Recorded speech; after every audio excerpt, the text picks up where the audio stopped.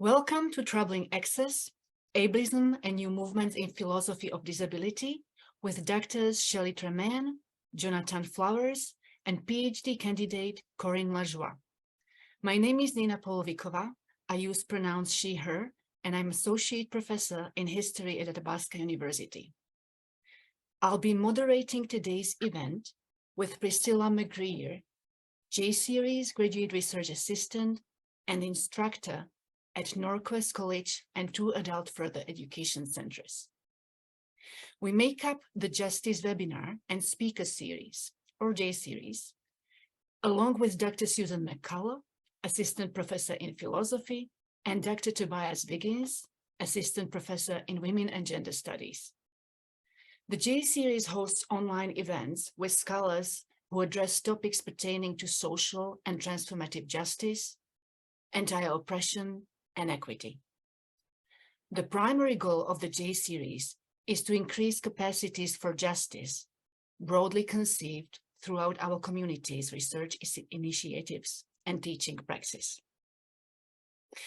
Together, we are representing a joint collaboration between the J-Series, Dr. Christine Rodier, an Assistant Professor of Philosophy at Athabasca University, and Dr. Joshua St. Pierre, Canada Research Chair in Critical Disability Studies at the University of Alberta.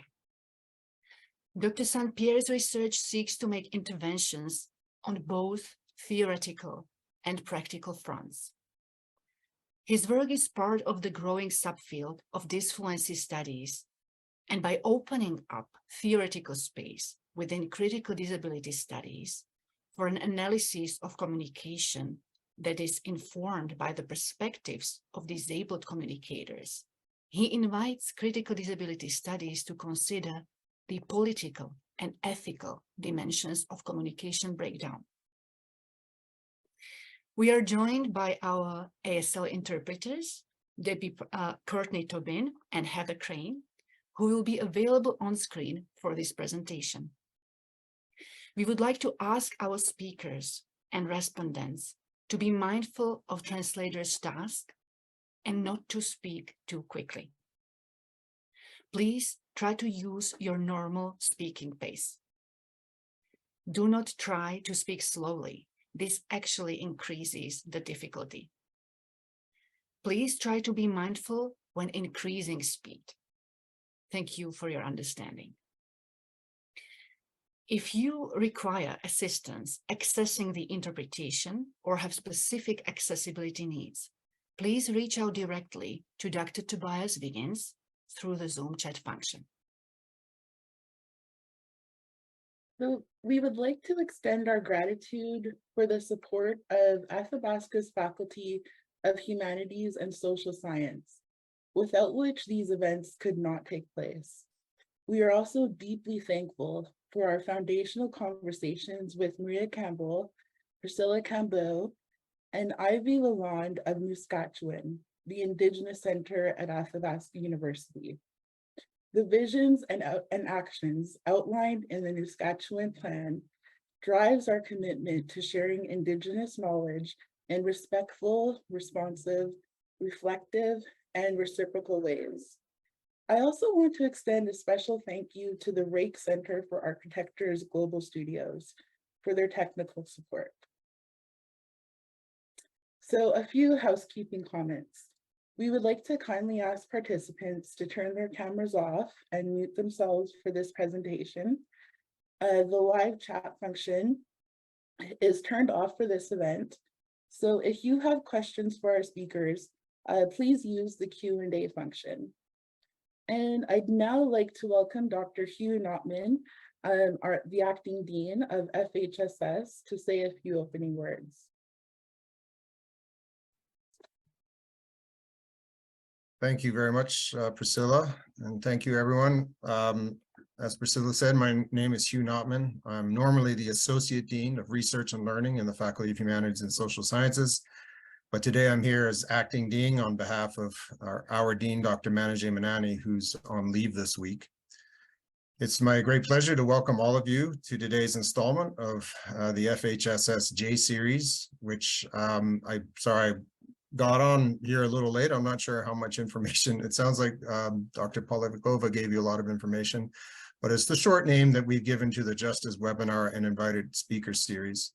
And this is an FHSS supported initiative that was started in early 2021 and led by our faculty members, Dr. Suzanne McCullough, Nina Polivikova, and Tobias Wiggins, as well as with RA support from Priscilla Magrier.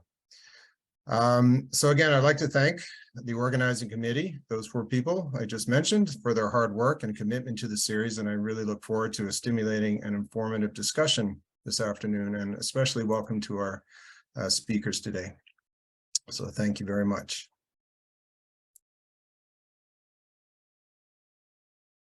And now, it is my pleasure to invite Priscilla and Danica Jorgensen-Skekon to join me in land acknowledgement.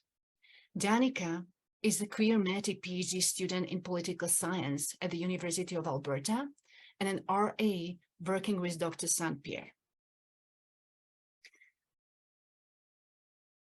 We acknowledge that our event today brings together body, land, minds from many different nations across Turtle Island and beyond. The land upon which many members of the Athabasca University and University of Alberta community live are home to 48 First Nations and 8 Métis settlements.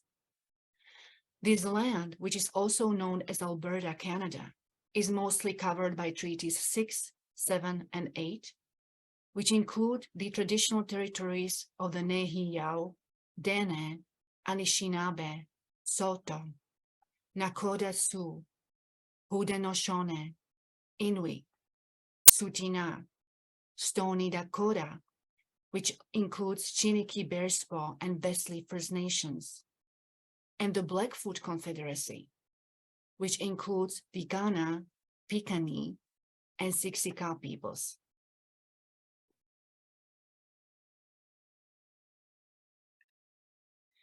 We recognize that land acknowledgements are a fraught relational practice, one that can never fully convey the breadth and depth of our ongoing commitments, kinship ties, or treaty obligations. By acknowledging the land, we acknowledge foremost that bodied land is not a binary, but a grounded form of resistance, survivance, and futurity. To begin, we must foreground that the intention of the treaties is to establish and maintain a respectful relationship between Indigenous peoples and the Crown. We must also name Canada's violation of this intention through deliberate and systemic violations of Indigenous rights. Concrete steps to re-engage the true intent of the treaties must be prioritized. This includes sharing resources, amplifying Indigenous ways of knowing, upholding good relations with one another, and holding governments accountable to treaty responsibilities. Doing so means disrupting the flow of business as usual academic practice, aiming for solidarities of friction and challenge, for liberation. In our capacities as scholars, we can commit to respectful relationships and build spaces for critical resistance of Western ontologies, including those that assume and require able-bodied supremacy. These colonial ontologies always already construct disability as a deficiency of individual bodies that need to be repaired, made productive, or eliminated. At the same time, we must also critically engage the heteropatriarchal whiteness and settler colonialism embedded in critical disability studies. Further, as highlighted by Laura Jaffe and Kelsey John, disability justice work and scholarship must center the connection between disability and the disablement of the land. We cannot put forward access as an unconditional value for all without acknowledging that, quote, within settler colonial contexts, disability justice requires that settlers not be included in all spaces. Troubling access then means reconsidering how accessibility itself is made possible through colonial ontologies. We want to underscore Jaffe and John's point that, quote, just as sovereignty over one's body is indispensable for disability justice, sovereignty over land is indispensable for decolonial and disability justice. Disability points us back to the land, embodied land mind, because settler colonial ontologies render it legible whose body, land, minds are worthy of collective preservation, protection, and care. And of course, we also acknowledge that this territory on which we occupy is a Métis homeland as well.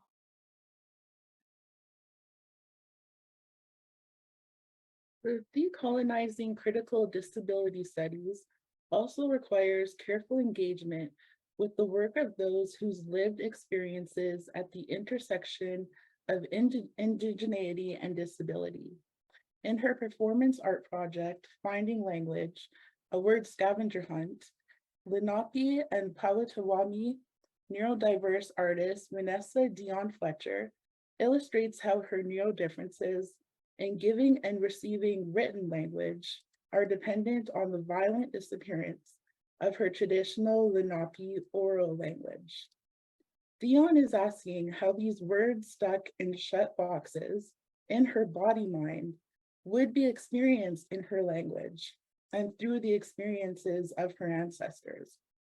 Rice, Dion, and Chandler, 2021, in their discussion of Dion Fletcher's art, tell us that unconditional acceptance of each of us is balanced in turn by our unconditional acceptance of our responsibilities to others and all of creation.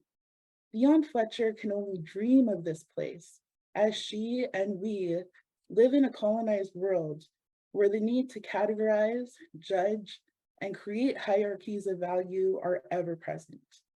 None of us can know how she or any of us would experience what we currently call disability in a decolonized world because that world does not exist. New worlds for body, land, mind differences, such as those Dion Fletcher dreams of, must center Indigenous resistance, self-determination, and nationhood.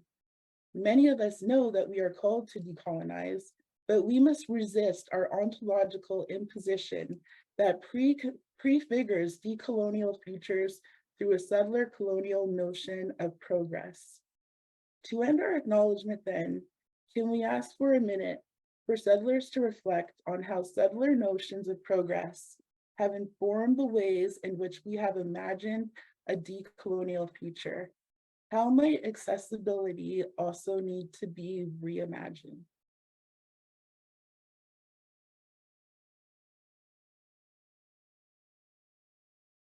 And now, it is my pleasure to invite Dr. Corrine Lajoie and Dr. Joshua St. Pierre to say a few words about their collaborations and edited volume.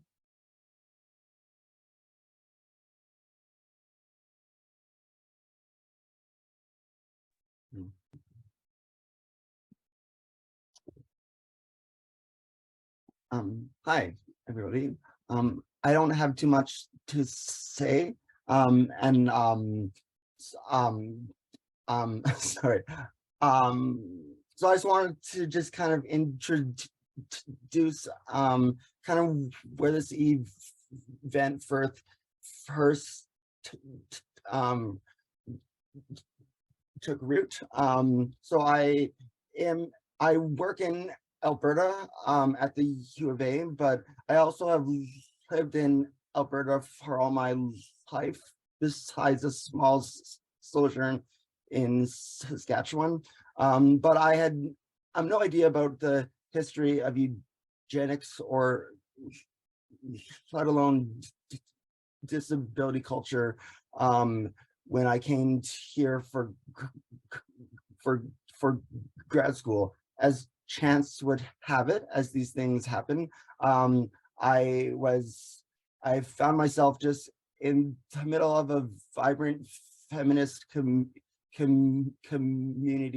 at the time, and one of the main people who I connected with was Kristen, actually. So Kristen and I have a long history of writing together and organizing events together and stuff like this. So this idea came out of that relationship, which comes out of a set of much larger relationships that have sustained that. So I'll pass it over to Kristen. Yeah, so thanks, Josh. So when Shelley sent the call to contributors of the forthcoming Bloomsbury Guide to the Philosophy of Disability, prompting us to find venues to launch the book, I immediately thought of our beloved J series and their careful and collective work they've put into this generative space. And, you know, like Josh said, we've worked together a lot. We're both contributors in the book. And so we started to think about ways to not just sort of take snippets from the book, but to try to curate a conversation that would be useful at this time. And so, you know, I approached Josh. We decided to sort of co-sponsor and host this with the J series. And also Danny became very instrumental in all aspects of organizing. In going through the new book and looking at sort of what we wanted this conversation to do, my prompt actually for today really came out of Corrine's work. Everyone's work was instrumental, but for me, it really came out of Corrine's work where they draw on Sarah Ahmed to talk about how institutional discussions of access tend to circulate as these happy promises of inclusion. And thinking about how those happy promises can actually reinscribe barriers to access. And they reinscribe them through the imagined barriers from the position of an able-bodied person. So I started to think about this, just to make another connection between Josh and I. Our dissertation supervisor, Dr. Cressida Hayes, to put this kind of in some of her Wittgensteinian terminology, accessibility, I think, is a kind of picture holding us captive, to use a visual metaphor, sort of training our gaze on individual needs and retrofits. Instead, what we need to do is shift some of the constraints on our ability to imagine otherwise, imagine other ways of caring for ourselves and others. So bringing together these 6 contributors, 6 disabled philosophers of disability today, using philosophical tools to uncover the conditions of possibility for ableist exclusions, specifically under the rubric of accessibility. Piercing these illusions are especially important for all institutions that, you know, tout or claim or work with this promise of inclusion and access through online learning, especially because online learning creates barriers for some, but better access for others. And so how can we think about our learning environments as places of access? So I'm really grateful to my colleagues, my lovely colleagues from Athabasca, my colleagues, my graduate cohort colleagues, my ongoing collaborators, Shelley, and everyone here. Thank you so much for being here to open up these lines of questioning today. Thank you so much, Josh and Christine, for introducing your volume. And now I would like to share a few words about the structure, how we structured this event. So we have structured today's event such that we will first hear short talks from our speakers. After they have all spoken, there will be a period of questioning and conversation between them. The circle of conversation will then expand to involve a circle of respondents.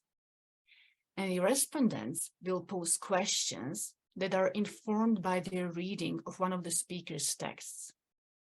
We will then open to questions from the audience, and you may type these into the chat box during questions period, and Corrine Lajoie will read them out loud. Yes, and our intention with this structure is to experiment with models of thoughtful questioning that deepen engagement with the work of the speakers and the theme of the talks.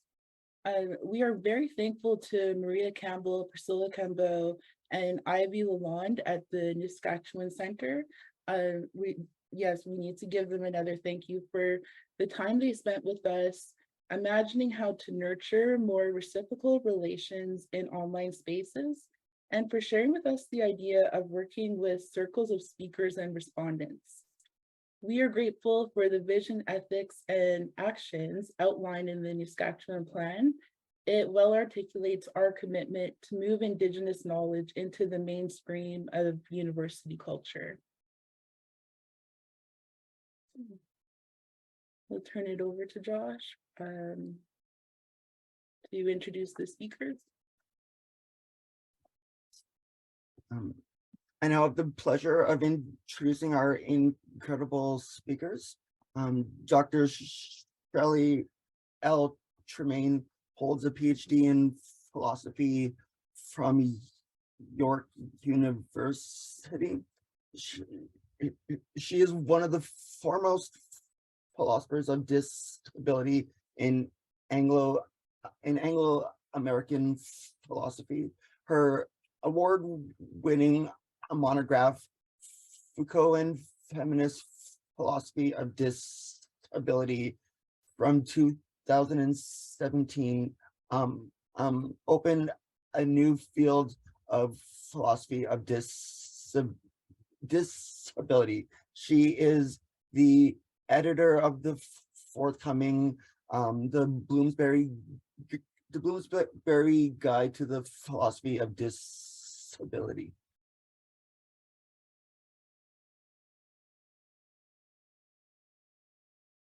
Yeah, and our next speaker, I'll make sure. Our next speaker is Dr. Johnathan Flowers, who holds a PhD in philosophy from Southern Illinois University and is an assistant professor of philosophy at California State University, Northridge. His forthcoming monograph is entitled Mono No Aware and Gender as Affect in American Pragmatism and Japanese Philosophy. And our third speaker is Corrine Lajoie, who is a PhD candidate in philosophy and women's gender and sexuality studies at Pennsylvania State University. Their dissertation is titled, and I can't wait to read it, The Problems of Access, Disability, Relationality, Disorientation. So I think with that, we will just go to Shelley.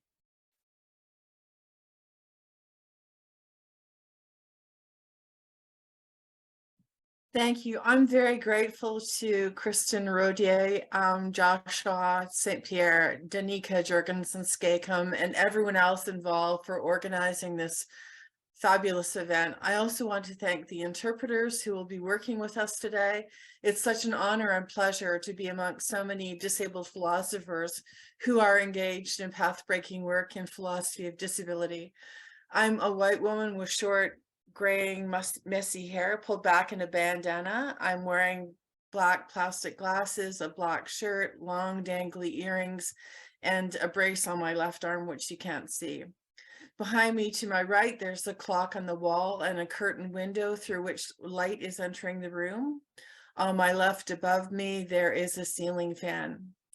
I'm joining all of you today from land which is the ancestral territory of the Haudenosaunee and Anishinaabe.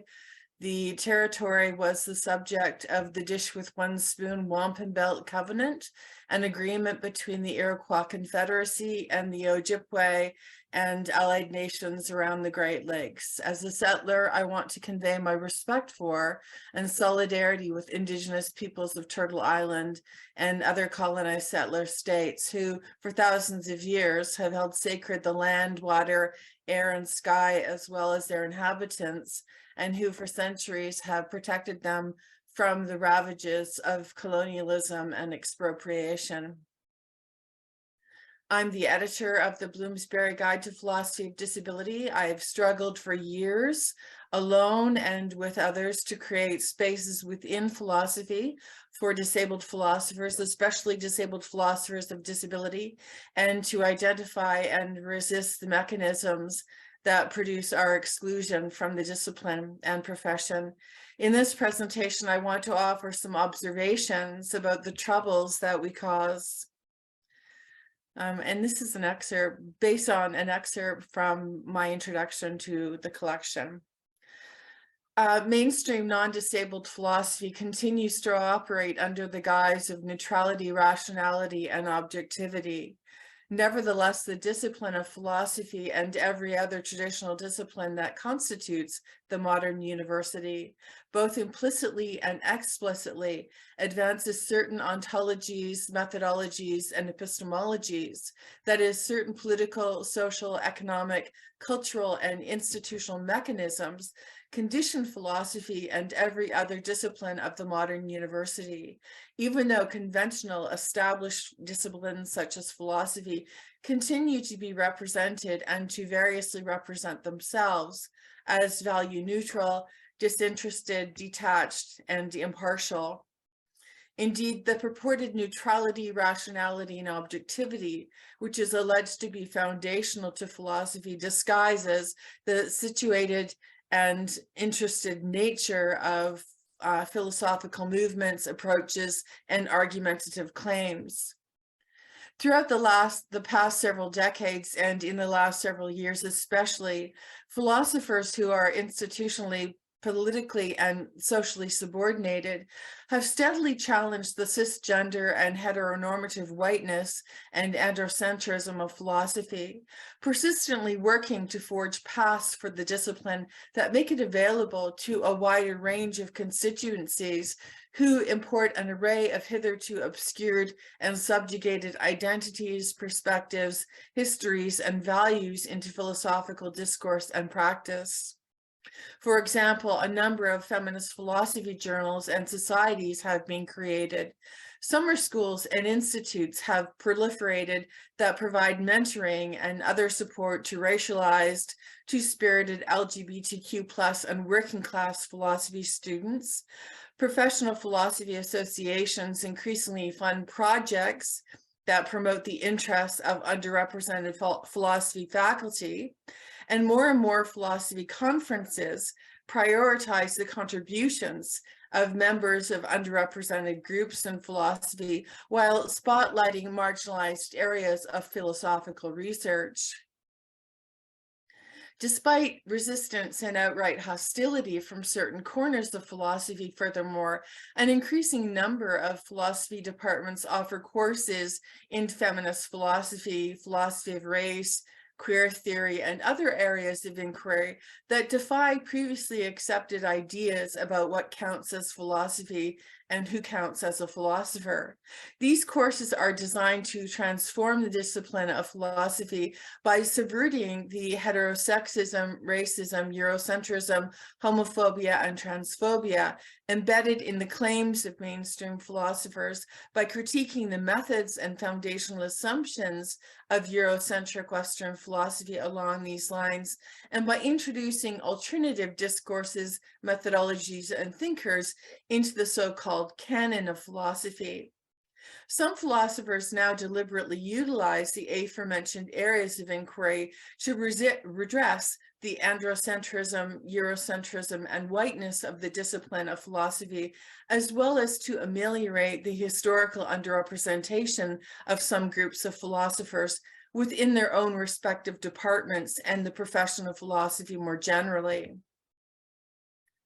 Notwithstanding the ways that relations of power within philosophy have begun to shift due to these measures, philosophy of disability and disabled philosophers continue to be systematically left out of most of these initiatives, or are haphazardly added to them based on assumptions about inclusion and diversity that take gender and race to be paradigmatic categories, and gender and race are construed homogeneously as mutually exclusive, to be paradigmatic categories of identity and subjection, effectively depoliticizing disability and obscuring how the distinct ways that disabled philosophers are subjected in philosophy complicate myriad constructions of gender and race. The enduring and demoralizing inaccessibility of feminist and other philosophy conferences, for example, drastically constrains the efforts of disabled feminist, racialized, and queer philosophers of disability to desegregate the discipline and profession of philosophy, and indeed reinforces and reproduces segregationist practices in philosophy.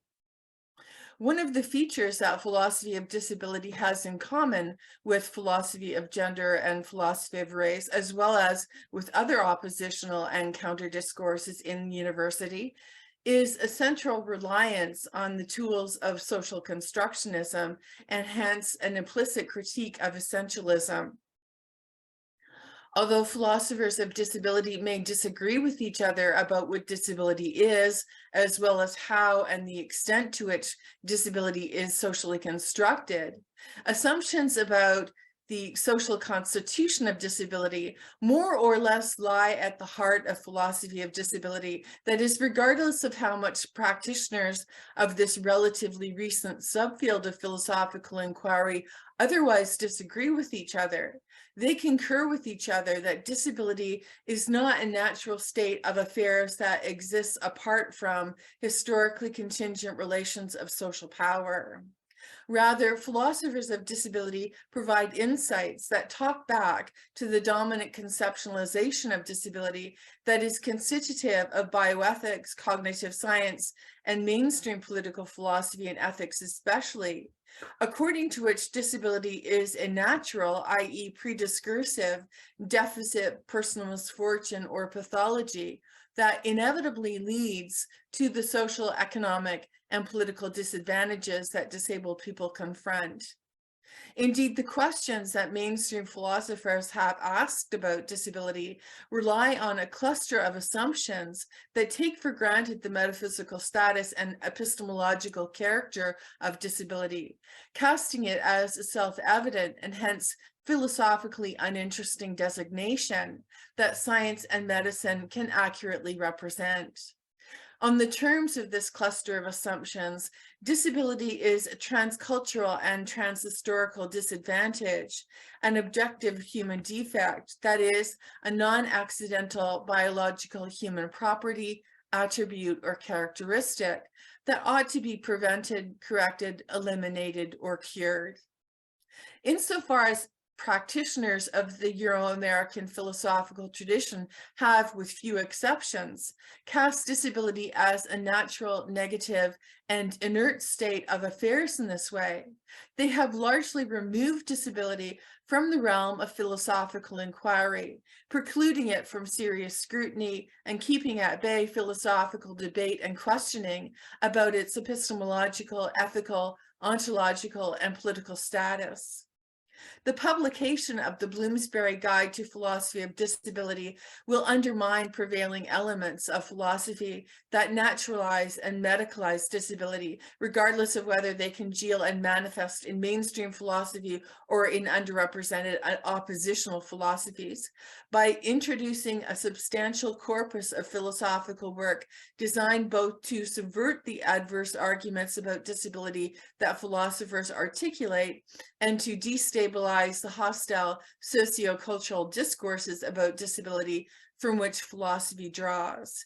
Thank you. I'm looking forward to the other presentations and our discussion.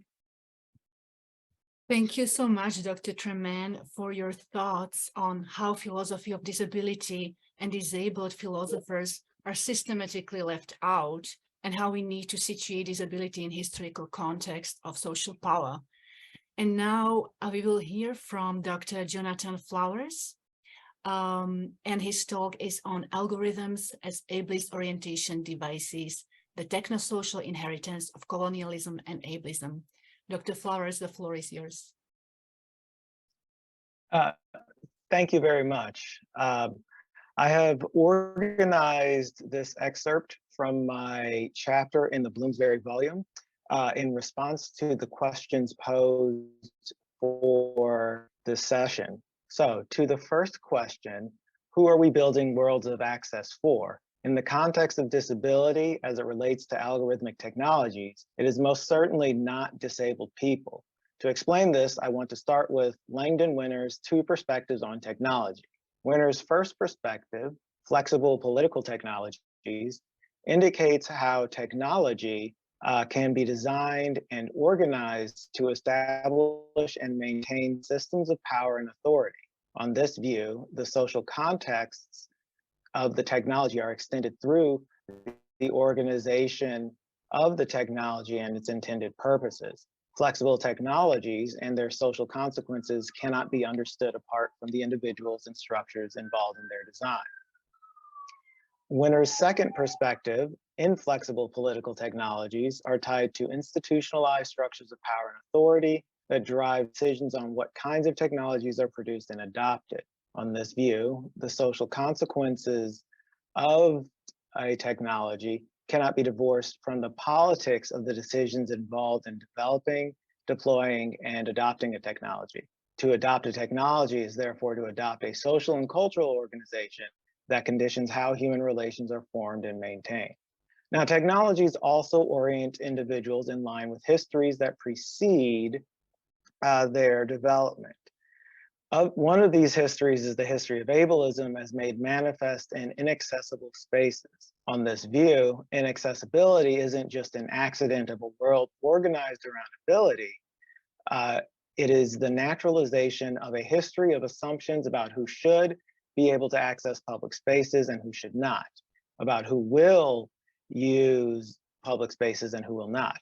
Inaccessibility is thus the consequence of decisions about how to order the world for some persons and not for others. So as a way of ordering the world and determining social relations and prescribing forms of social organization, technology's inheritance of ableism is made manifest through who is intended to use the forms of technology and who is not. It is this nature of technology that enables it to become what Sarah Ahmed calls an orientation device, or an object that enables the alignment of persons with modes in which to occupy space, that histories that organize the world in ways that are proximate to those histories which pre-exist the extensions of the body in that space. And to be clear, the histories in questions are histories of colonialism and ableism. So the choice to adopt a technology that denies access based on the organization of a person determines the proximity of the technology to people and the human relations that it maintains to them. However, following Ahmed, it is not simply the case that technologies as orientation devices orient people through how they extend the social context or force the adoption of a social context, but through how the extension and adoption is also the extension and adoption of a history of orienting persons towards or away from objects in social, cultural, and physical space. Finally, bodies that do not fit the shape of whiteness and ability may, through the disciplinary structures of technology, be brought in line with a world organized around ableism and colonialism. Insofar as orientation devices not only reveal the nature of the object, but also the task to be performed with the object and who is to use the object, the disciplinary function of algorithmic technologies reveals how the worlds of access promised by better technological development are themselves organized around a non-disabled body. So to this end, as ways of organizing the world, these technologies continually remake the world in the image of whiteness and ableism, and in addition, are produce individuals whose ideological construction maintains this world. Algorithms are quintessentially world makers, which gets us to the second question: who is included in the processes of knowledge creation and world building? So where algorithmic technologies are concerned, I would forward the claim that disabled persons are included in the production of knowledge, but only as objects about which knowledge is produced. And however, to understand this, it requires a bit of thinking about knowledge and knowledge production as world building in algorithmic technologies. So as Tarleton Gillespie states, the algorithmic assessment of information represents a particular knowledge logic, one built on presumptions about what knowledge is and how one should identify its most relevant components. In other words, the algorithmic assessment of information is a way to orient people towards what they should know about the world, what it is possible to know about the world, and what they should and how they should understand the world in particular ways. Insofar as algorithmic assessment tools inherit the ableist and colonialist organization of the world, the algorithmic assessment tools will privilege ways of knowing and having a world that proceed from a non-disabled body. So further, the organization of the data to be used by an algorithm is itself an assertion about the nature of the world and the persons within it. an assertion that proceeds from the proximity of the algorithm to the people to whom it is applied. So thus the cultural logics that inform what should be included in a data set or in training data and which should not often inform how data is prepared for inclusion in algorithmic decision-making processes. Choices about what to include or how to organize data are also choices that determine how the world should and should not unfold, and hence choices about the kinds of relations and proximities that any given algorithm enables. So for an algorithm, knowledge encompasses everything from the products that a user purchases to their driving or social media habits, and on to the results of a fMRI scan of their brain as compared with a presumed baseline of a normal brain with a normal neurological structure. In the context of disability and race, these knowledge logics are engaged in the production and classification of people in line with the logics of a world organized around colonialism and ableism, as the colonial project is also an ableist project given the histories of phrenology and the quest to prove non-white peoples as inherently disabled or inferior. As such, these technologies are engaged in the production of a world organized around ability and race, and once deployed, these logics place social and cultural objects in reach through the orientation supplied, or following winter, they represent the adoption of a mode of social and cultural organization that produces an ableist and colonialist world through their cultural logics. Thus, algorithms construct race and disabled persons out of 1,000 different data points in line with the cultural logics that structure how the world unfolds. And this gets us to the question of what conceptual and disciplinary commitments animate these processes. So while the disciplinary commitments of algorithmic technologies where they intersect with disability, I want to point specifically to the medicalization of disability and the attendant structuring of disability as an unfortunate circumstance that has befallen an individual or as something to be fixed.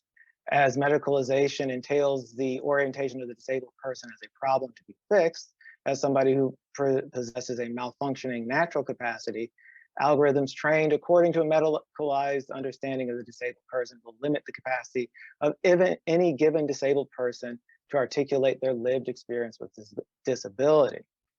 As Cynthia Bennett and Os Keys put it, by adding scientific and technical authority, or technical and scientific authority to medical authority, people subject to medical context are not only not granted power, but are further disempowered with even less legitimacy given to the patient's voice.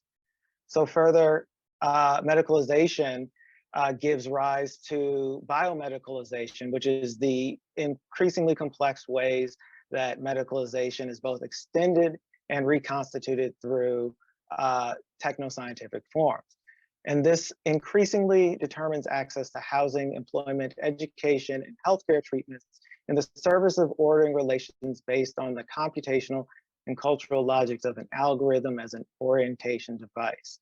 To this end, biomedical risk assessment tools collate statistical data at the population level, which then is transformed into meaningful recommendations about individuals who are then classed according to the calculated risk that they will develop diseases such as breast cancer or disabilities like autism and ADHD.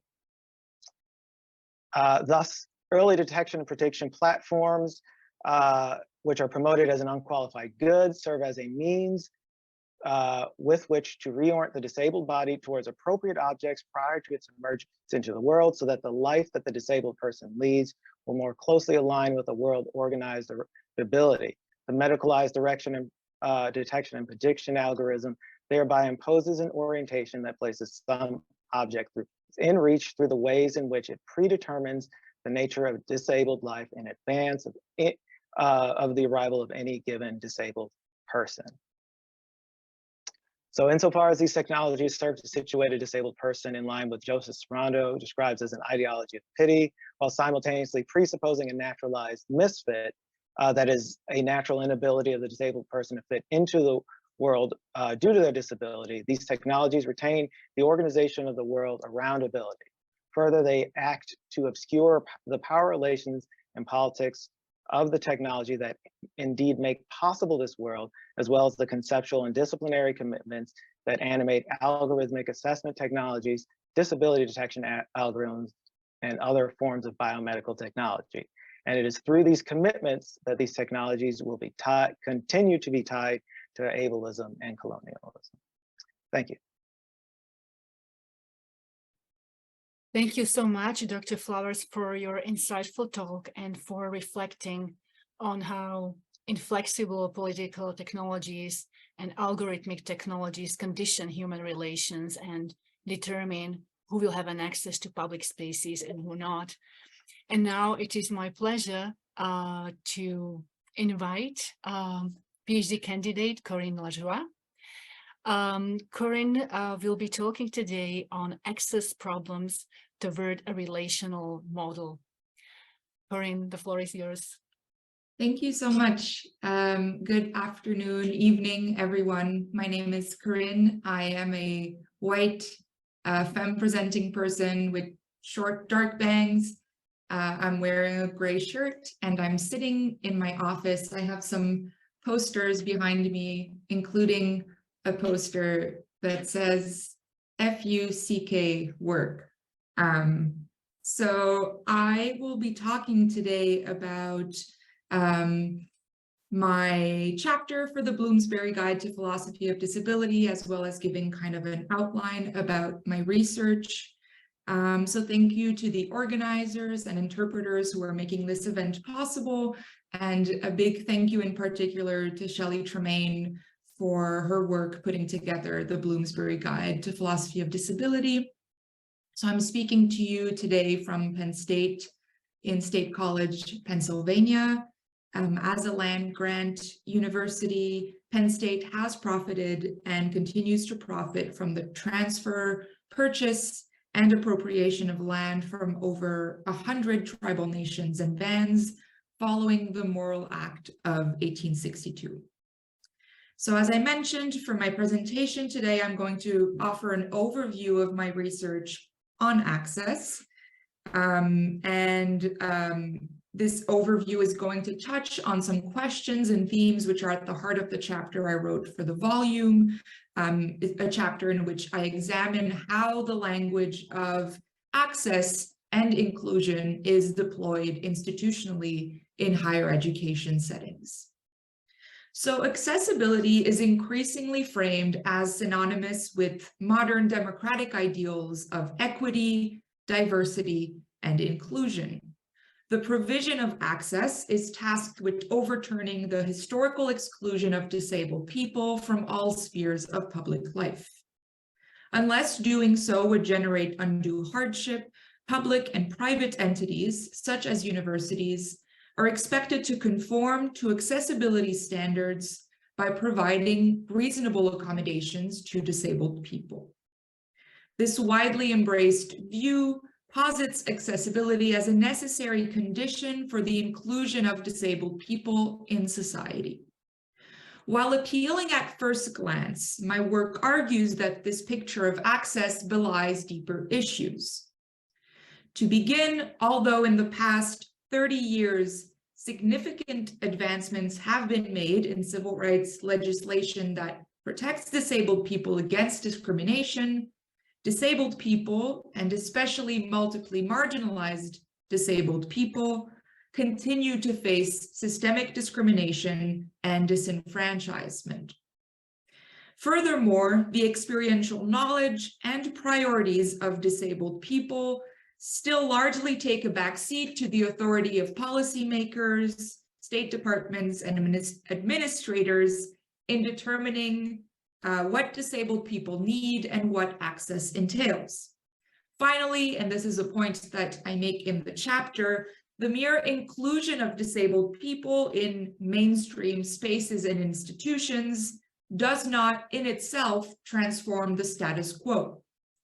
If the aim of inclusion is merely to integrate disabled people within existing social arrangements without transforming them, the root causes of disability exclusion will remain unchallenged.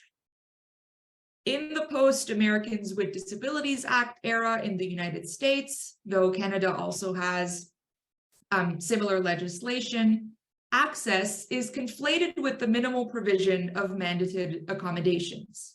In other words, access is seen as a matter of legal compliance. The enforcement of civil rights legislation protecting the rights of disabled people has substantially transformed the opportunities that are available to them. However, as disability scholars and activists have argued, access is irreducible to accommodations. In other words, access demands much more than accommodations. Moreover, the system for allocating accommodations can itself generate new barriers for disabled people. For instance, the provision of accommodations in higher education settings relies on a medicalized understanding of disability. To become eligible for academic accommodations, disabled students must be medically diagnosed as disabled. Their disability status must be authenticated by a clinical third party, often through a series of costly procedures, tests, and assessments. This requirement is intended to function as a purely objective criterion for assessing the legitimacy of disabled people's needs. Yet, at least in the United States, access to healthcare is highly segregated along class and racialized lines, thus resulting in well-documented, massive disparities in access to care, diagnosis, and treatment. Moreover, disability scholars have long argued that medicalized approaches to disability cause multiple harms to disabled people. From a medical perspective, disability is understood through the lens of dysfunction, defectiveness, and limitation.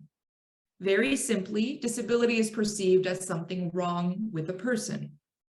Even though they contain indispensable information about what it is like to be disabled, the self-reports of disabled people are regularly dismissed or not taken seriously in medical settings.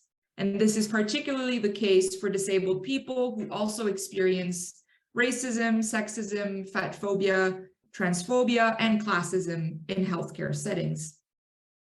Ableist assumptions, systemic discrimination, maze-like healthcare bureaucracies, and financial barriers stand in the way of disabled people securing legal accommodations. By positioning Western biomedical knowledge as the arbiter of truth about disability, legalistic approaches to access can ultimately exacerbate the inequalities that disability accommodations are tasked with relieving.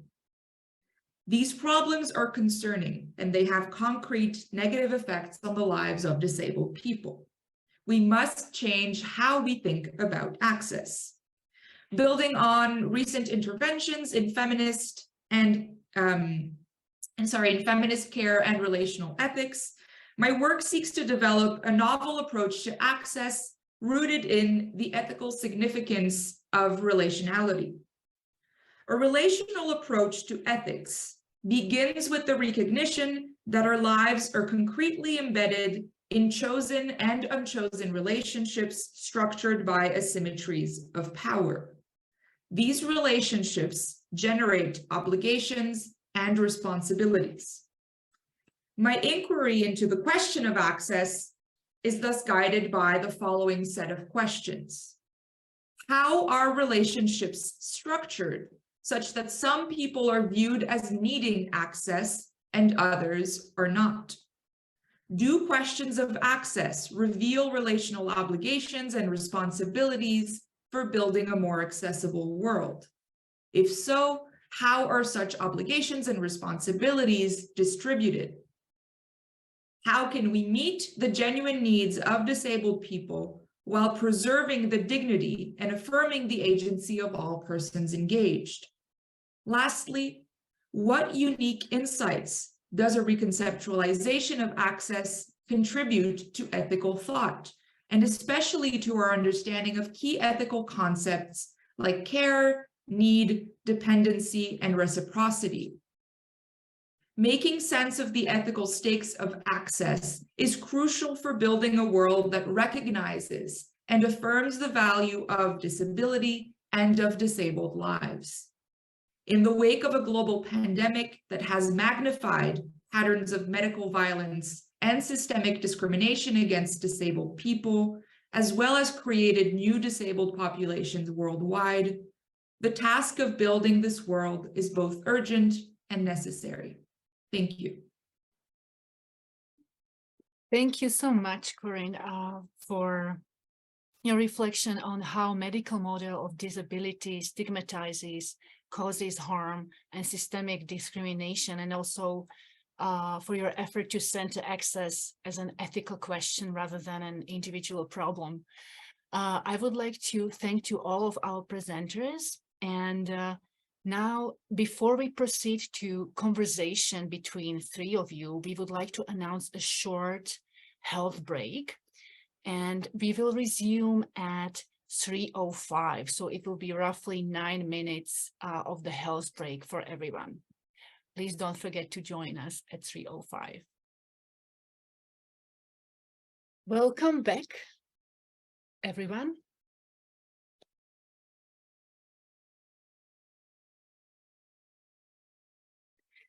Okay, just a quick reminder that longer versions of these short presentations are available in the forthcoming The Bloomsbury Guide to the Philosophy of Disability, edited by Dr. Shelley Tremain. And now allow me to invite Drs. Tremain, Flowers, and Lajoie to join in conversation. I would also like to invite the audience to post questions in chat. We have 15 minutes for conversation, and I will keep time. And now I will open up the floor, and yes, you can engage with each other in conversation. I'd like to ask a question of Corrine, and maybe Johnathan also has a response to this, especially since he is an avid reader of Sarah Ahmed. So I guess maybe to both of you, or Corrine, or how do you think we should negotiate this sort of I guess what could be a tension or a real conflict between the neoliberal motivation to expand and incorporate as many people as possible into late capitalism, and the efforts of oppositional and radical social justice movements, including movements of disabled people and queer disabled people, two-spirit disabled people, etc. So what do you think? Maybe I'll jump in first. So if I'm understanding correctly, the question is about, and this is something that I talk about in the chapter. So should, on the one hand, we have these kinds of discourses of inclusion, saying, for example, we want to make society more accessible, we want to include disabled people.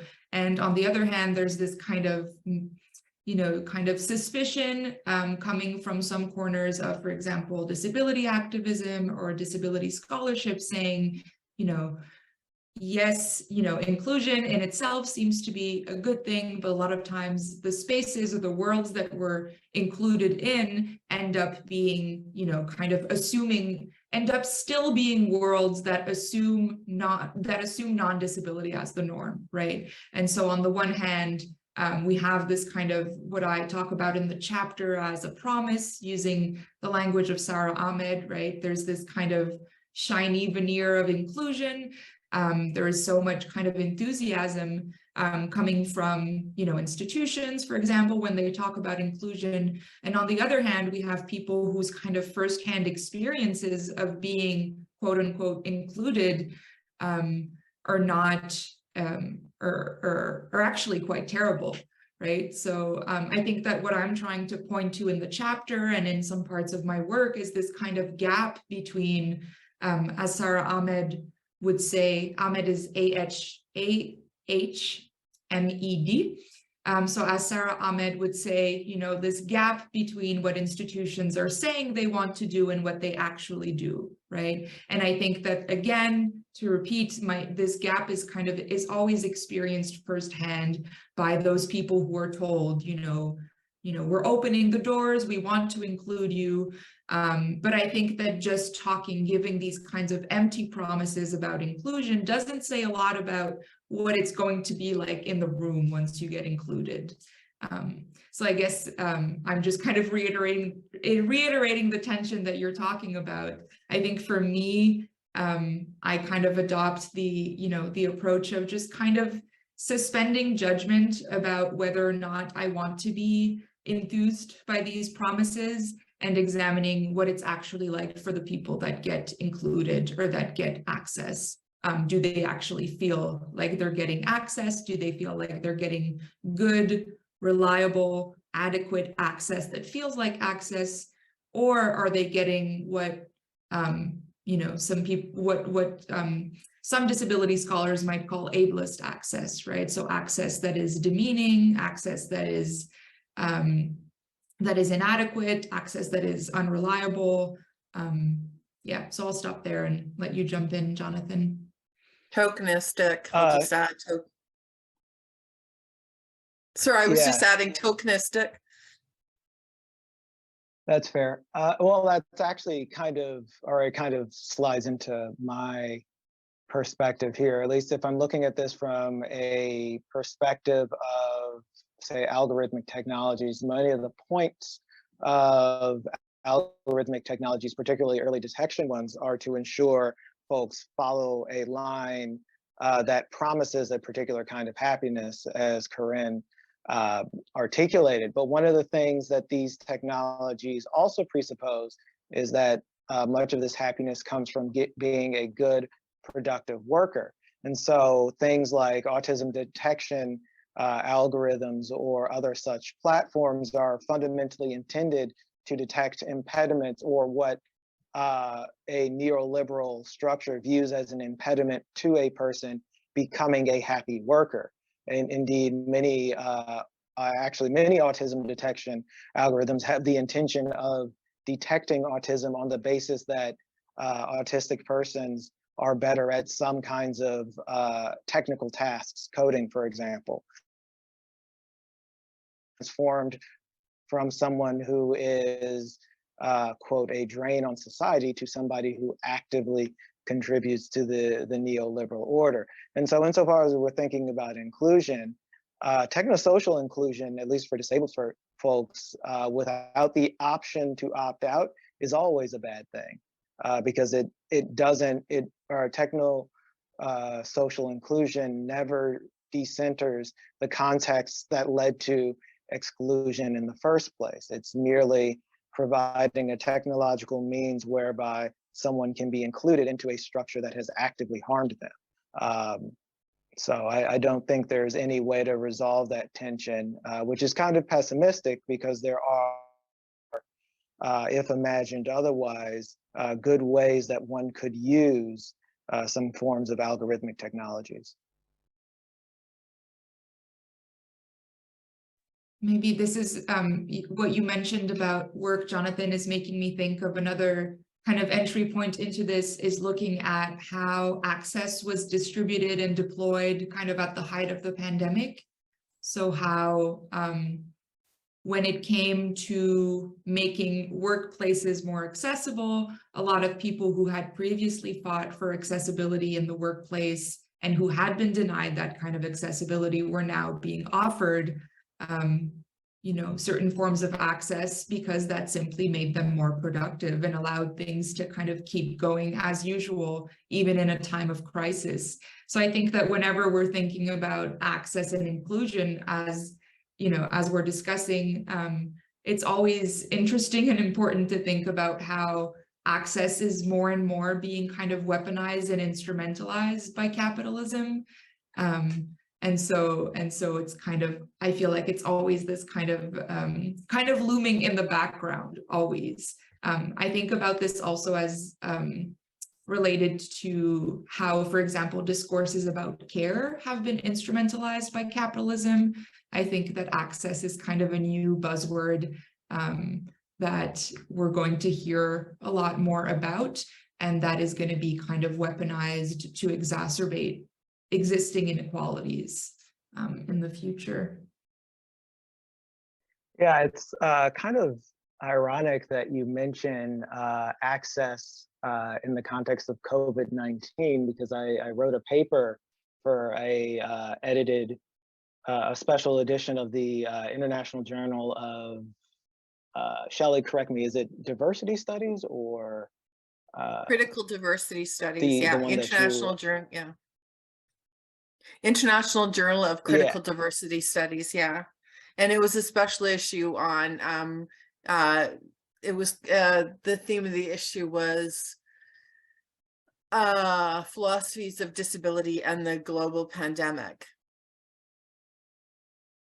yeah, and my piece for that that special issue actually focused on exactly what you're talking about, Corrine, the ways in which the move to offer accessibility vis-a-vis increasingly more sophisticated technological apparatus, things that were once deemed impossible, suddenly became possible in light of a mass disabling event, or as I call it in the paper, a event that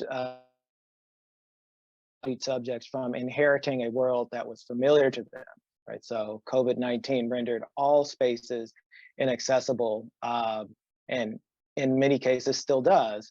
And so spaces or methodologies of granting access that were previously deemed inaccessible or too complicated suddenly became easy, or rather simple to do now that everybody needed them.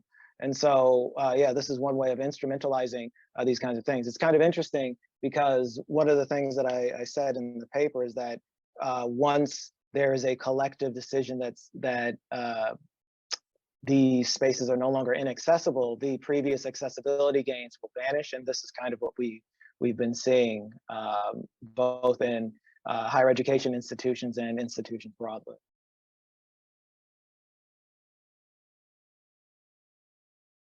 Maybe taking things in a bit of a different direction, but I had a question which I think ties in both of your work, but maybe I'll start by addressing you, Shelley. So I was thinking about all of the work that you've done in terms of kind of developing and pioneering philosophy of disability, and thinking about how you were describing in your introduction the reception of philosophy of disability within maybe what we would call mainstream philosophy.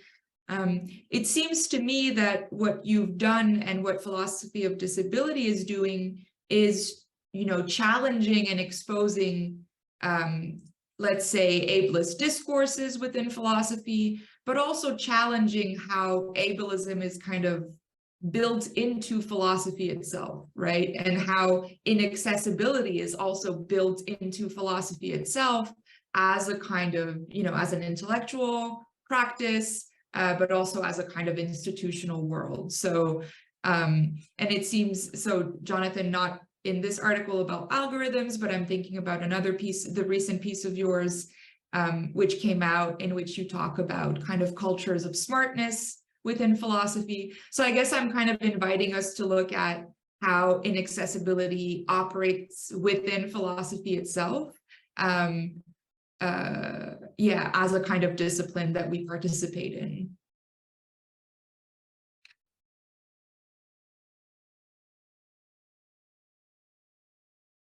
So I guess I will take a stab at that first. Well, it's interesting because many of the chapters in the book address this question in a variety of different ways, even if they seem to be talking about something else. And I guess to me, it's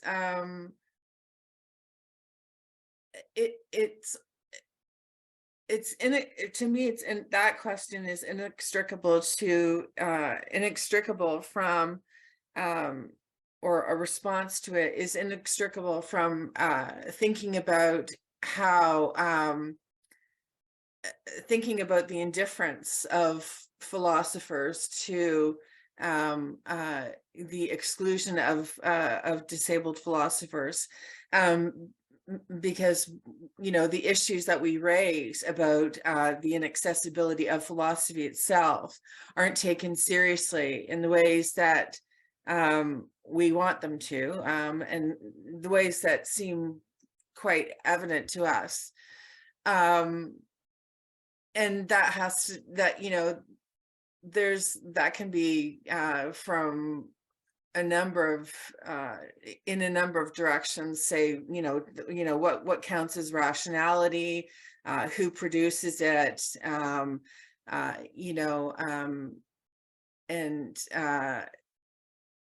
who does it, you know, who does it exclude, you know, who hegemonic notions of it, who's excluded from them, and you know, also issues with respect to you know, well, for instance, I've done a lot of work on bioethics, which you know, as far as you know, bioethics is a discourse of eugenics, and you know, I think it should be abolished. I don't. I'm in the last chapter of my book, and also in my contribution, besides the introduction, my contribution, my chapter in the collection, I talk about bioethics, and in the collection, I talk about how bioethics should be abolished.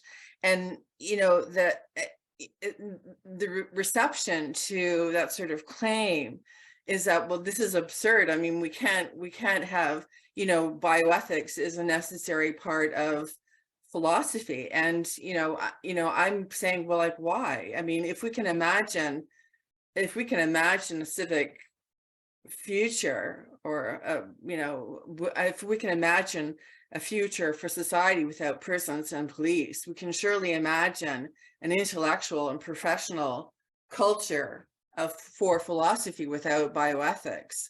You know, bioethics at its core is eugenic, and that claim is seen as absurd to many philosophers who you know, who very begrudgingly for white philosophers have, you know, come to acknowledge the, you know, something like the racial contract. But yet, you know, the idea that there's a capacity contract, and it's you know, produced and reproduced through bioethics. I mean, it you know, it's unfathomable to them. And so it's there's an unwillingness to take our claim seriously. Yes, indeed.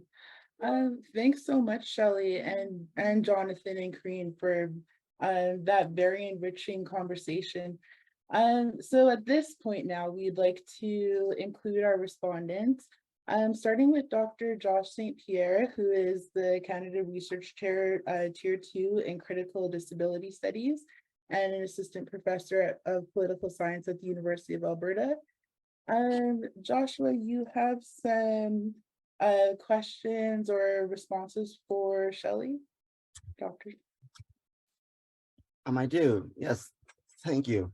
Just because of how things unfolded, I feel like that introduction to me was said way too many times. But yes, I'm Josh. I'll just say quickly, I'm a man who's wearing a brown sweater with, I'm in a attic-y room with books piled around and plants and Octavia Butler painting on the side. So I have just as a couple minutes to respond to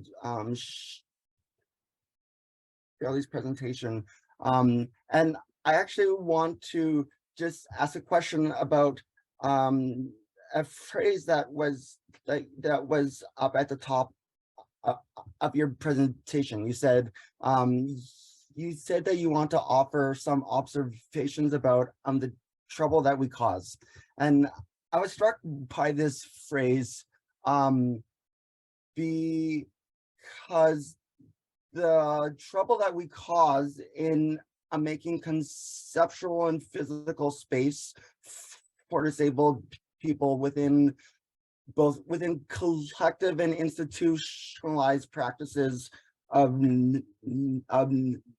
knowledge production, learning, can mean a couple different things, right? It can mean, first, we oftentimes get into trouble by insisting that conferences and other academic spaces be accessible, and by turning the lens of analysis upon norms like able-bodiedness, whiteness, cis normativity, etc.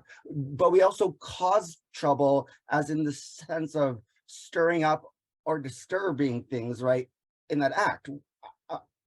And we stir up long sedimented norms and modes of thinking and being. So as I was struck by this phrase, I just flipped open Donna Haraway's staying with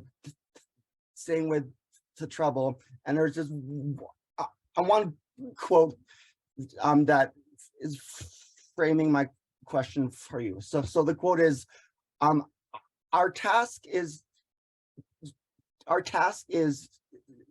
to make trouble, to stir up potent responses to devastating events, as well as to settle troubled waters and rebuild quiet places, end quote. So the question is this: to work towards accessible practices of knowledge production, where and when do you think it is important to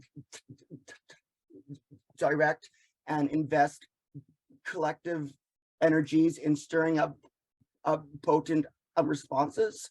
And where and when do you feel it is important to invest our energies into settling troubled waters and rebuilding quiet places? So I hope there's enough there for you to answer in some way. Thank you. That's great. Thank you very much. Let me see. Well, I guess the answer, I don't know if an answer that I could give to that question would really hit the mark, because I think that there's been a there's been a definite generational shift from when I first started doing trying to create philosophy of disability, and also trying to resist the exclusion of myself and what I hoped would be other disabled philosophers who would come along, and sort of like your generation of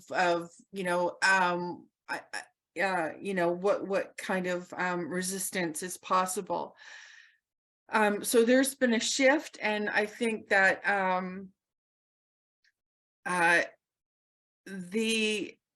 I guess I would describe the shift. There isn't necessarily, I guess one of the ways I would describe is there isn't necessarily the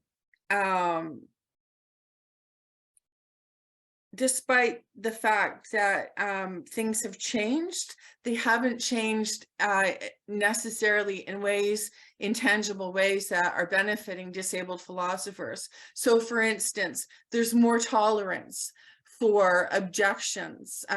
Yesterday on Twitter, Johnathan and Robert Chapman, another contributor of the book, were talking about how they did quote unquote shit posting and how it got them invitations to conferences and invitations to give keynotes or whatever or to contribute to. And I never experienced that kind of stuff when I first started doing this work. I faced a lot of anger and a lot of abuse, and I still do. And despite the fact that I can see others who are being listened to, I'm not necessarily listened to because a lot of people have hard feelings about what I did over the years. So I'm not sure if I'm answering your question. So I think there's definitely been a generational shift about what's tolerated. But I think that just look at I said, like, I'm not sure that there's been tangible change. I mean, just look at the fact that there isn't, there's never been a disabled philosopher of disability hired into a philosophy department, and I keep saying that, and non-disabled philosophers keep ignoring it, and and the only disabled philosophers who are getting jobs are philosophers of disability / bioethicists, so I hope that provides some kind of an answer to your question. Yeah, thank you so much, Shelley, and Joshua as well. So our next respondent, Dr. Emily Douglas, just to quickly introduce her again. Her dissertation was titled "Sick of It: Psychosomatic and Sociogenic Illnesses in Feminist Philosophy of Disability." And she will be questioning Johnathan Flowers. Dr. Johnathan Flowers. Hi, thanks so much, Priscilla. Thanks to everybody. I am going to self-describe for a second. So I am a white person with sort of short reddish blonde hair and quite yellow mustard jacket on. I'm going to paste a land acknowledgement in the chat. So I'm looking forward to reading the full text of your chapter, Johnathan. It was really great.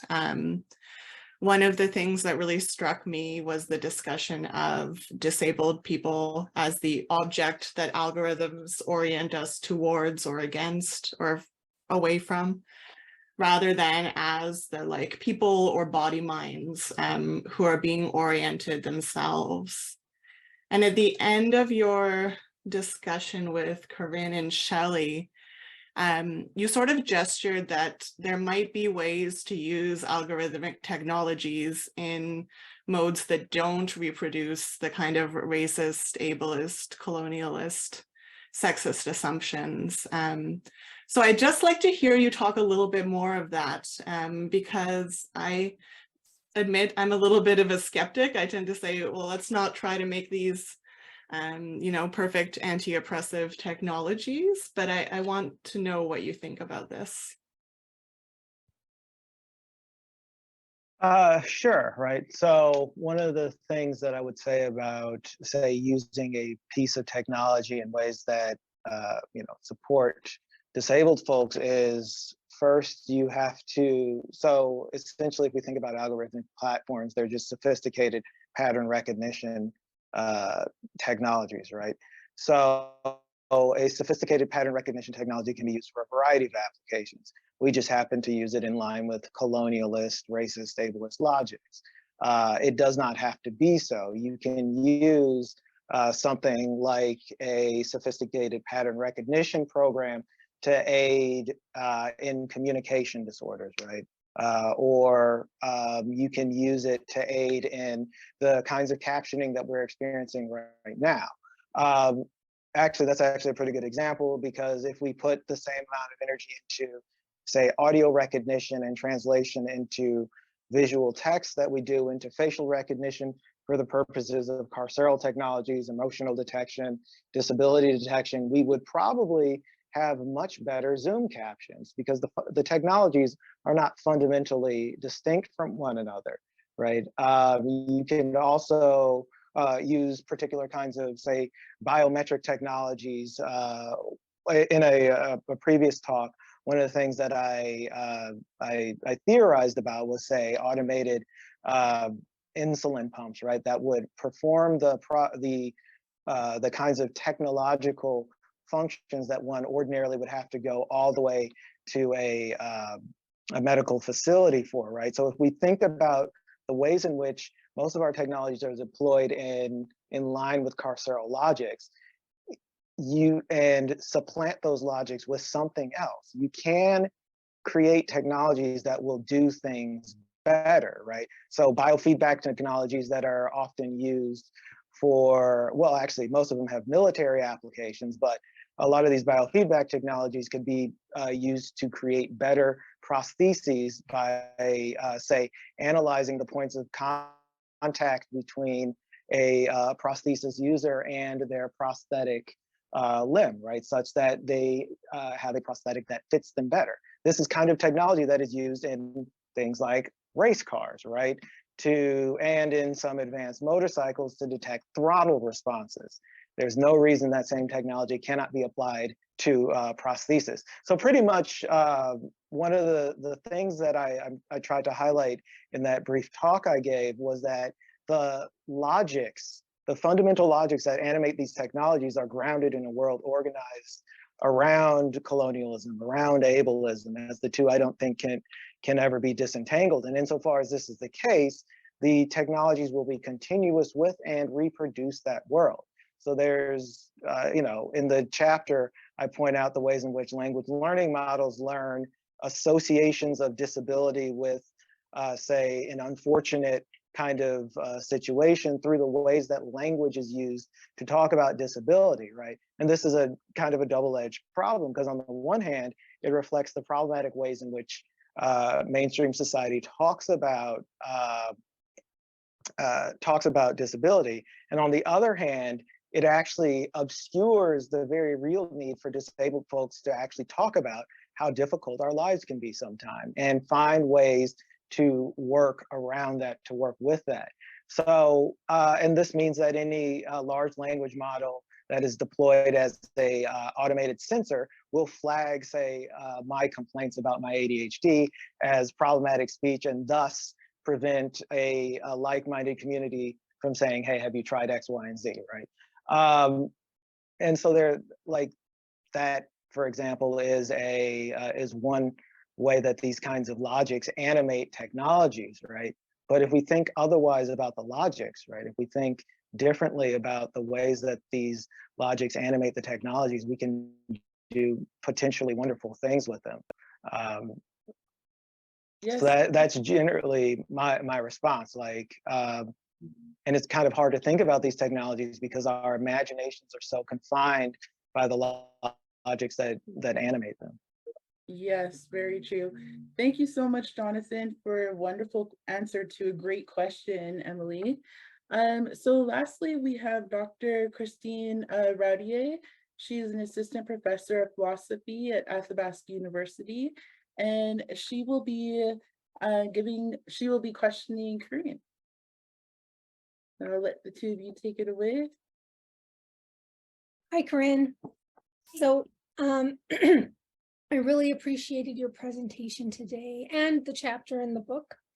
You go into detail about how disabled students and faculty get evaluated according to a kind of exceptionalized category. And that category is of the able disabled, right? So if we are productive, successful, profitable, we can be included into the status quo, right? And this is why, as you argue, it's so difficult for people who already exist in non-normative bodies to be out or to be political about their disabilities, since it puts them at greater risk or increased stigma to fail to meet the intellectual norms of reason, and sort of especially in philosophy, I think that's why how a lot of this conversation is still going, right? Because we're coming out of philosophy of disability, thinking about norms of reason. So I wanted to pick up on some ideas in your presentation today, and maybe you can give some examples. You talk about how we need to frame access as a question rather than as a problem. And I'm really interested in that as a reorientation.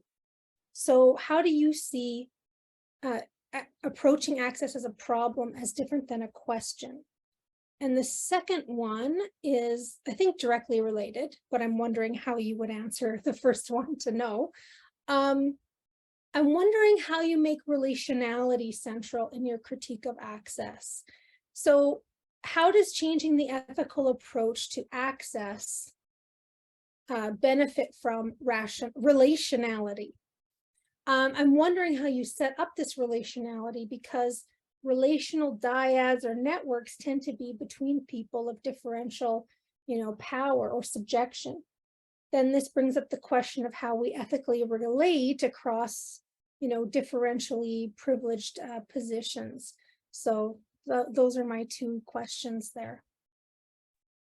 Thank you, Kristen. I'm excited by them. I'll address them in order. The first question is something, so you're asking about, because in the presentation I mentioned that I think that we need to kind of move from seeing access as a problem to approaching access as a question, which is all very kind of abstract. But what I have in mind with that, so when I say that access is kind of seen and talked about as a problem, what I have in mind is this idea that people are freaking out because we have to make spaces accessible for disabled people. So, there's this kind of panic, of we have to create an accessible space. Disabled people are showing up. And if we provide access, so accessibility is kind of both the problem and the solution in this way, right? So there's a problem and we're going to fix it and find these kinds of easy solutions. And the problem of disability, the problem that disability kind of creates, is going to be solved. And I think that a lot of approaches to my chapter focuses on accommodations in higher education. I think that this is kind of how students' needs for access are kind of approached, right? So once you're offered accommodations, you can no longer be a problem, raise problems, say that you have problems, because the problem has been fixed by access. So I think that's a very kind of fraught approach to access. I think that it erases so much of the complexity that goes into creating access, so much of the messiness of access. I think messiness is the thing that I associate most with access. And so when I talk about thinking about access as a question instead, I'm borrowing from an author called Tanya Tichkosky, Titchosky. And in her work on access, she talks about how it's important, the importance of reorienting ourselves toward access with an attitude of wonder and questioning. So we don't have it all figured out. It seems like the ways in which we have been thinking about access and doing access, a lot of them are pretty terrible. And so what she's kind of suggesting is this attitude of going back to the drawing board and going back to the more fundamental questions that lie behind access, right? So questions about who belongs, questions about whose participation is valued, questions about how we stand in relation to each other across differences in positionality and power. So I think that this is kind of, for me, the shifting between, there's this kind of problem and we go into fix it mode and we patch up, the holes and then we get rid of the problem, versus an approach that is kind of more of a process of interrogation and wonder. And your question about the relational aspect, that's something I'm very excited about that I haven't fully worked out. But what I'm thinking of is I really want to kind of resist this tendency to see access as a kind of individual matter, and some might even say an individual problem.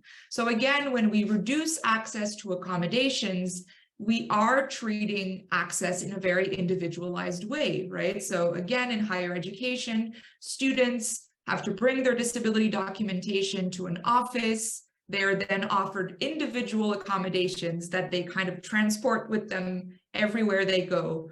And so accessibility is seen as something that some people need on the basis of having an atypical mind or body. A different way of thinking about it would be to see that actually all of the things that we identify as access needs arise in relationships, whether it's a relationship between persons, between a person and a group, a person and her environment, a person in an institution. So I'm trying to shift this focus on, you know, some people need access, other people don't need access, and think instead about how access is a kind of, access is something that kind of arises relationally, and that can also be met relationally rather than individually. So I think I'll leave it at that to give some time for the Q&A, but thanks for your comments. Thanks, Corrine. I'm going to shift straight to the Q&A. I do have some questions already in the chat. I will start. I have a question here that came in, and it's quite big, but I think maybe each person might want to take a stab at it. This is from Justin Barca. What frameworks exist to help neurodivergent people escape the extractivist thrust of corporate DEI and transcend impending social death? So I know that's a biggie. I'm going to put it in the main chat so everyone can read it. Who would like to go first?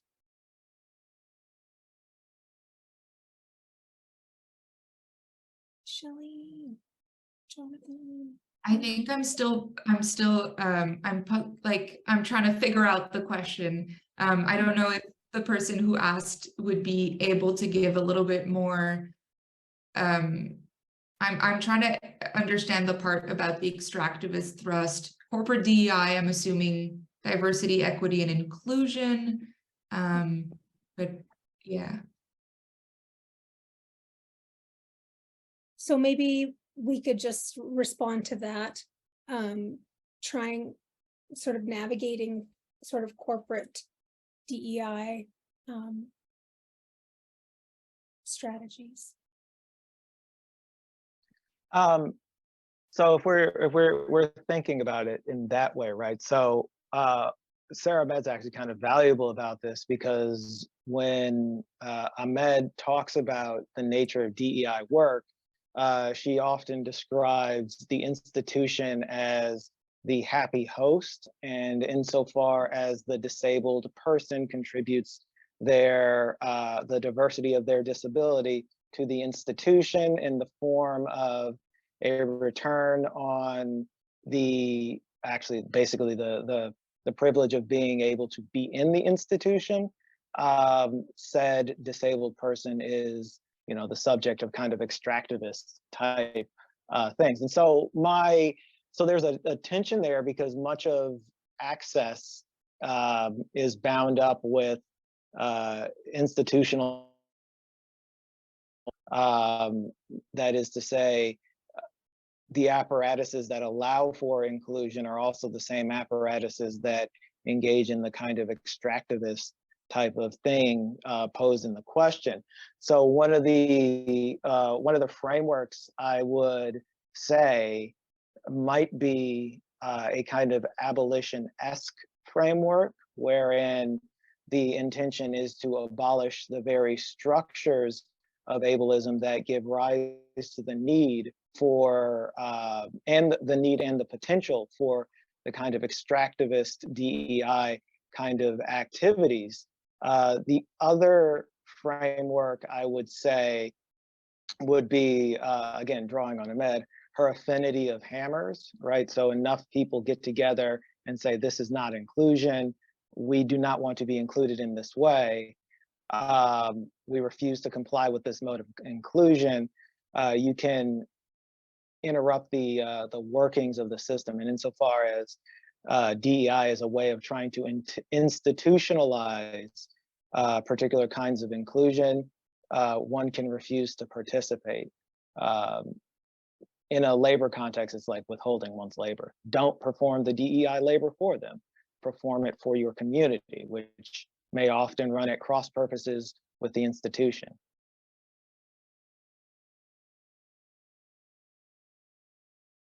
Okay, I think Jonathan's answer helped. Oh, you go ahead, Shelley. I think I could say something to that. I don't know how directly it responds to the question, but well, to me it does. So I don't know if anyone else is going to see it that way. But to me, I think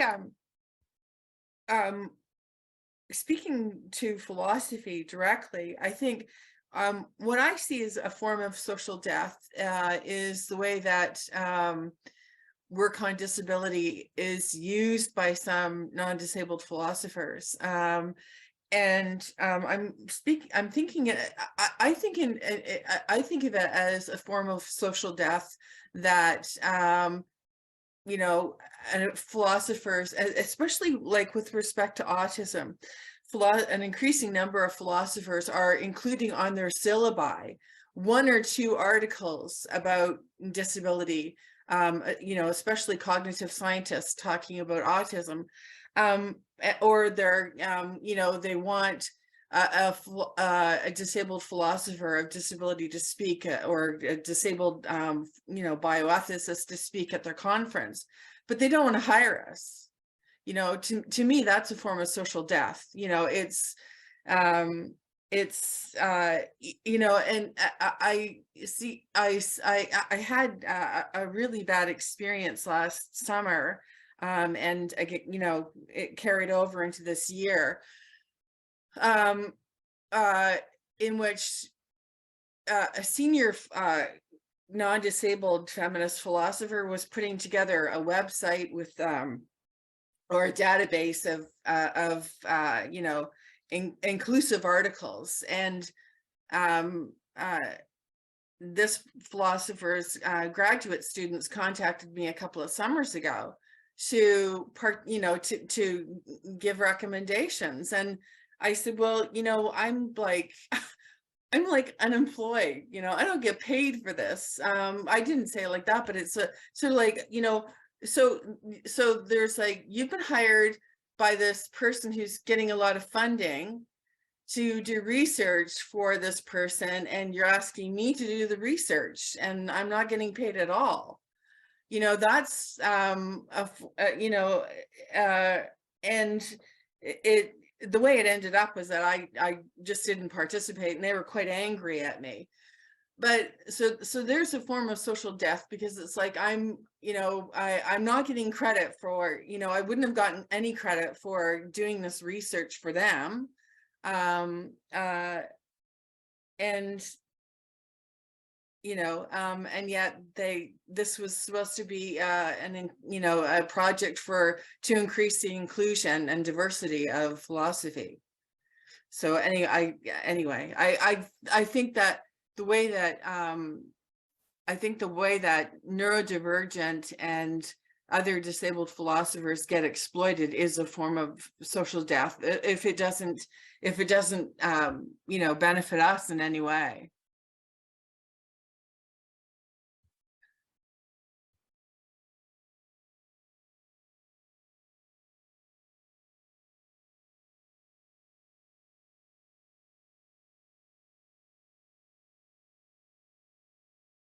Are there any more comments or reflections in the group? I don't have any. If not, I would like to say my heartfelt thank you to Drs. Tremain, Flowers, and Lajoie for sharing your experiences, your knowledge, your unique journeys, and for opening space for everyone to. Excuse me, but someone has their hand up. Victor George Palmer. Are we out of time or? Is there a question? Quick, we can. I've got 5 to 6. So Okay, we've been taking questions through the chat. Unfortunately, we are out of time, but we can, if you can send or post the question in the chat, and we will email it to the presenters, and hopefully they will be able to answer. That might be one way of, getting your answer to your end. Thank you so much. So yeah, I will just continue in my thanks. I was just thanking to everyone for opening space for the coalitional struggle, which allows disabled and indigenous peoples to exercise self-determination and sovereignty. And I'm grateful that you shared these experiences and thoughts, because they're helpful for us to build alliances and channel synergies toward justice. Now, I would like to conclude this event by expressing our deepest gratitude to J-Series' one and only Priscilla McGreer, graduate research assistant who was such a force behind J-Series events. We would like to thank her for her invaluable thoughts and for the care and love she invested in all J-Series events. Today is Priscilla's last day with J-Series, and we wish Priscilla all the best. We will miss you. Thank you so much to all of you for joining us today. Have a wonderful day.